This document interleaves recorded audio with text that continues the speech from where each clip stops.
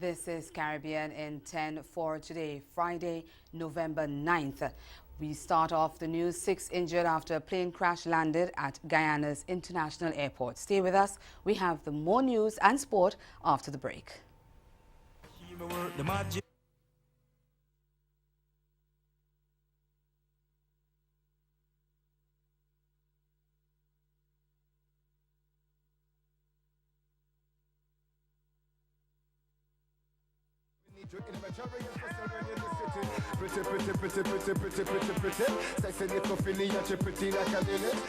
Me love me farmer, them do me heart.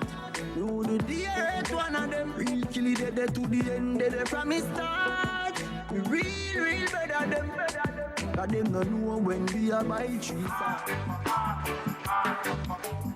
Trench stone stepping it hard. Fire in slow shot.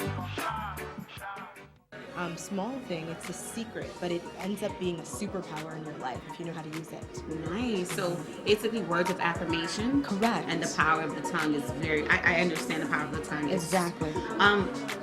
So my daughter. Yeah. I have a daughter. She's just turned 6, and every now and then we do, affirmations pretty much every day. Good. And she recites them to me to the point now where she utilizes it to me. So basically she checks me.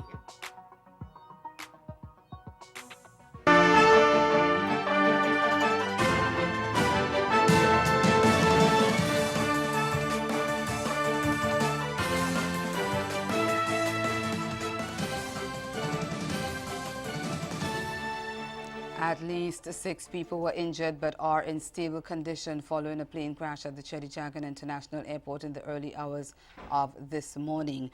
Officials in Guyana have confirmed that an Air Jamaica flight OJ256 returned to the airport for an emergency landing around 2:43 a.m., about 45 minutes after taking off en route to Toronto, Canada, because of technical difficulties.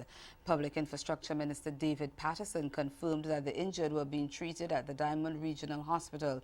He said they were all in stable condition and there were no reports of any broken bones. The Boeing 757 aircraft with 118 adults and 2 infants along with 8 crew members overran the airstrip on the emergency landing. Where the aircraft veered off was about the same place as Caribbean Airlines plane did previously, but the Flight Jamaica plane was able to utilize the extension to the runway. Investigations into the incident has already started.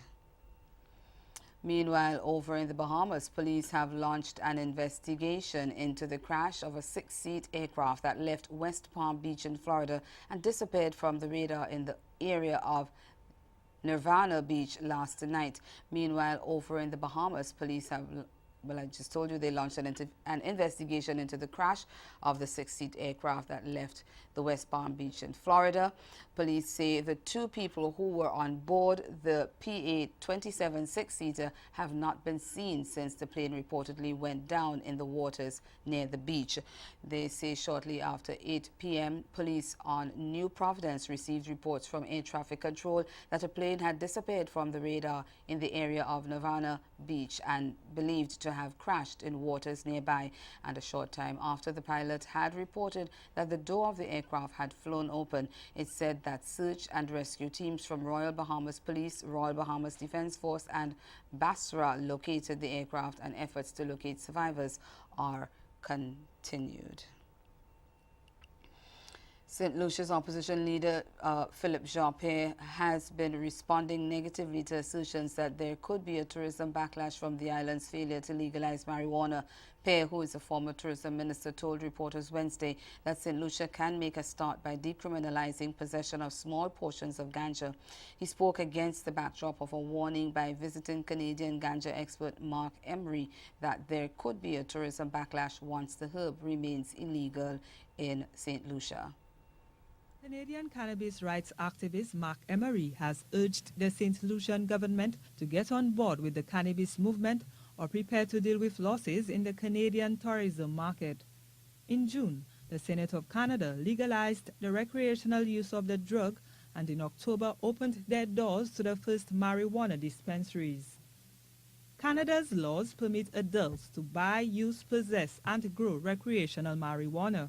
Emery says St. Lucia may catch a bad rap from tourists expecting marijuana to be legalized. I have to advise you that since all Canadians are used to carrying marijuana around with them and they can travel across the country in Canada with cannabis in the plane, on them, they're going to come here.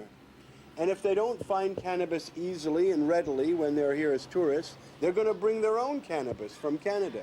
And this will cause situations at immigration and customs, which will then have people putting on Twitter and Instagram and Facebook, oh, I was arrested at customs in St. Lucia, and they took away my cannabis and give me a fine. This is going to be bad publicity. Emery says the Caribbean country to implement an effective legal regime will be the first to reap the benefits. You're going to have 5,000 to 10,000 Canadians a minimum coming this winter, and they're not going to find cannabis, and they're going to be frustrated, and they'll go to Jamaica. So everybody on these islands has to realize that the people who established this legal regime first are going to get. And that report was from HTS News Force. Stay with us. Your midday sport is next.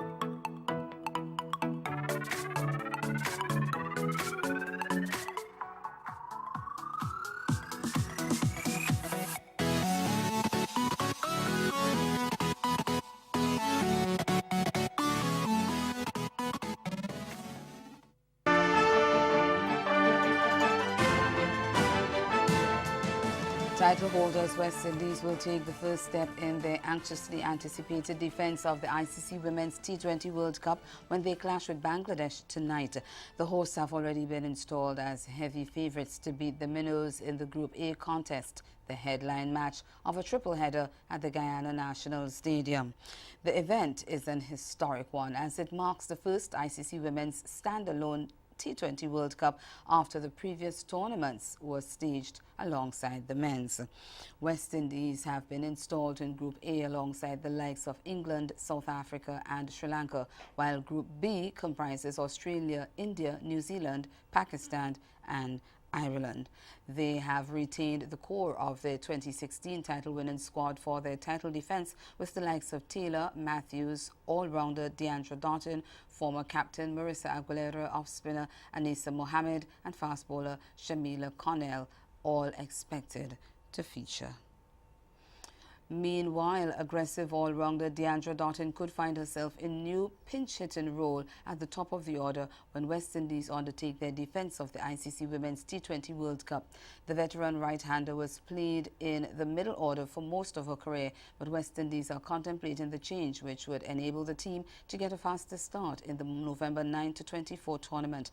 Doughton is expected to be a key figure for the Windies as they look to defend the title they won 2 years ago in India when they upset three-time champions Australia in the final. She has already struck 2 centuries in 102 T20 internationals.